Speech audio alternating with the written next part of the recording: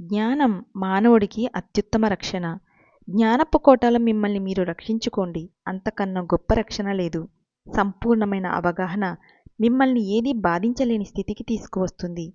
కానీ మీరు జ్ఞానాన్ని సిద్ధించుకునేదాకా ప్రలోభం వచ్చినప్పుడు మీరు ముందుగా ఆ పనిని లేదా ఆ ప్రేరణను ఆపండి. ఆ తర్వాత వివేచన చెయ్యండి. మీరు ముందుగా వివేచన చేయడానికి ప్రయత్నిస్తే మీరు చేయకూడదని కోరుతున్నదాన్ని బలవంతంగా చేయాల్సి ఉంటుంది. ఎందుకంటే ప్రలోభం మీ వివేచనను అంతటినీ జయించవచ్చు. నేనిది చెయ్యను అని లేచి అక్కడ్నుంచి వెళ్ళిపోండి. చెడు నుంచి తప్పించుకోవడానికి అది నిఖార్సైన మార్గం. ఈ విధంగా చెయ్యను అనే శక్తిని ప్రలోభం చొరబడాలనుకునే సమయంలో ఎంత ఎక్కువగా మీరు అభివృద్ధి చేసుకుంటే అంత ఎక్కువ ఆనందంగా మీరుంటారు. ఎందుకంటే సంతోషమంతా మీ అంతరాత్మ ఏది మీరు తప్పకుండా చెయ్యాలని మీకు చెబుతుందో అది మీరు చేయగలిగే సామర్థ్యం మీద ఆధారపడి ఉంది.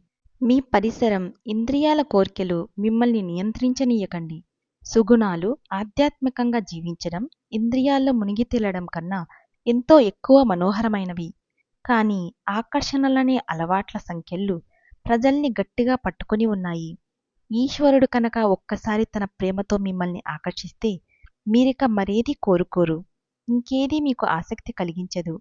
ఆయన అన్నిటికన్నా కోరదగిన నిధి అని మీకు నమ్మకం కలిగిన నాడు భౌతిక తలం మీదున్న మరేదీ మళ్ళా మిమ్మల్ని ప్రలోభపెట్టనూ లేదు. మీ విచక్షణా శక్తిని గెలువనూ లేదు.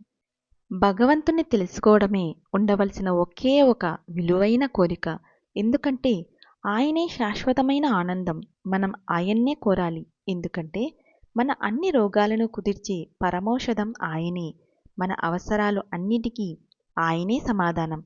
మన హృదయాలు గాఢంగా కోరే ప్రేమ, పేరు ప్రతిష్టలు, జ్ఞానం మిగిలిన అన్నీ ఆ సంపూర్ణుడితో అనుసంధానంలో మనం కనుక్కొంటాం. మీరు ప్రపంచంలో ఎంత గొప్ప పేరు ప్రఖ్యాతులున్న వ్యక్తి అయినా మీ పేరు ప్రతిష్టల ఎరుక చావుతోనే సరి.